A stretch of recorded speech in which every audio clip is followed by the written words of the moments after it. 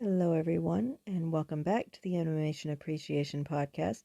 Today I'll be covering the pilot episode of Hazbin Hotel. In the opening sequence, in the silhouettes, we see Cherry Balm, Angel Dust, Serpentious, Fizz, and Nifty, and a cactus demon we'll see later. In the scene with the Exorcist angels, we see Lute as the leading angel. The first sign says, "Fuck you, heaven," and "Cleanse, cleanse, cleanse." More signs, "Punishment. Your days are numbered. Welcome to hell." Then we get our first look at some demon overlords in their original forms, such as Carmilla Carmine, opening her curtain. Behind her is Zestial, as well as Zezi and Lucifer, or we think it's Lucifer. In the porn studio, we find Vox, Velvet, and Valentino, aka the V's. Velvet is texting, "Did you get my money, Angie baby? I'm with a John now. I don't get why this needed to happen so soon after the extermination, the boss." "Just do it. No sass, sugar. 'Kay?"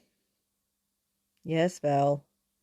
In the next shot, we see Carmilla's daughters gathering up angelic steel, as well as demons from Cannibal Town eating the remains, with their leader, Rosie, marking out her former partner's name. Then we find our cactus demon from the intro. Signs that say, "Devil's Diner." We also have posters. "Resist Lilith in concert." "Sin means death." "Jackpot Hotel." We have the Red Room that has cocktails. A dentist, because even in hell there are dentists. Pub Drugs Here. Bonko's Sex Toys. Killer Club. And at the vending machine, your choice of drugs could include Coke, Bojack, McWheaties 420, Squip, Hero Inn, that's for if you have a headache, Crunchy Crocodile, and Angel's favorite, Angel Dust. More signs. We couldn't think of a pun for our shop, but we sell hard drugs. Beg Slut. And then there's a picture of Serpentious in a shirt that says "Music Band." I just think it's cute.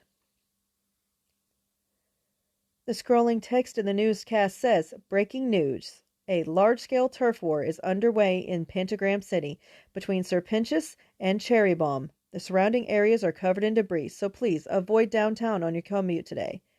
Traffic is hella backed up." Get it? Hell, but with an A at the end?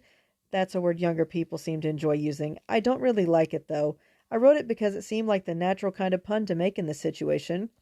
But now that I see it in text, I feel like it was a mistake I can't take back. Like cheating on my wife. "I'm so sorry, Martha. I shouldn't have done it. But you did gain a lot of weight after the baby, and I really needed some space. You know what? No. That was a good call. I banged the cleaning lady, and that was pretty nice time. Even though she laughed at me when I told her I couldn't get off unless she licked my foot first. I don't see how that's a weird request. Maybe if I'd just gotten a hooker, she would have been more agreeable. The point is, my wife is a fucking bitch. One time I went to the zoo and got really mad because I thought the orangutan was making fun of me. He kept doing that stupid duck lip face, the one where your lips get all puckered. Then it started screaming, and that really pissed me off. My wife told me it was just a monkey and to calm down." Whoever wrote that, are you okay? Charlie's notes read, "Unicorn kisses. Dolphin high fives. Sings show tunes equals happy ending." And it was only actually when I was writing the script that I realized the Jeffrey that couldn't make it for the cannibal part was Jeffrey Dahmer. That's why the poster says it's Dom good. And there's also a tiny note stuck to it that says, "Who approved the show?" Signs that say "Murder, Sex, and Weather" in the background. In the shot where the demon asks if she's for real, we see the overlord Zezi. Immediately after seeing her on TV, Alistair pops up at the station, shadow magic and all. The chart says, "Diagnosis evil, prescription love and fun, Dr. Charlie." We see someone try and steal from Zestial in the song, which he then opens his cloak and the other demon runs. Angel Dust starring in, well, okay. A sign that simply says, sex here.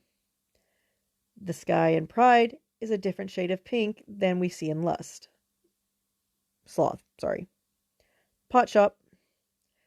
50% off meth at the supermarket. When he is the butt of Angel's joke, pun intended, a sign is pointing at Serpentius saying loser. Free lap dances, full bar, and the last one just says horny. The letter Angel Dust pulls out of his chest fluff is show me your feet. Whenever Alistair uses his magic, those are legitimate voodoo runes. He's a voodoo cannibal radio host from New Orleans. Anytime he exerts magic, his eyes either turn to dials or needles. The fact that this show uses stiff, traditional styles of animation like the paper silhouettes and this paper puppet show when telling a story from within the universe by being told by one of the characters and not part of what is actively happening at the moment is actually a really clever idea to show us that it's their perspective. More overlords. There's a quick glimpse of Husker during the story of Alistair. The nameless demons he summons are simply voodoo dolls. Whenever Alistair is charming them, the light is neon. This happens anytime he sings a song meant to charm Charlie, it seems.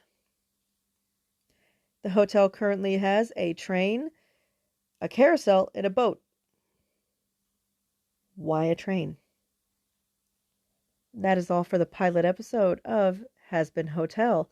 Thank you all for listening, and as always, if it's animated, someone did it on purpose.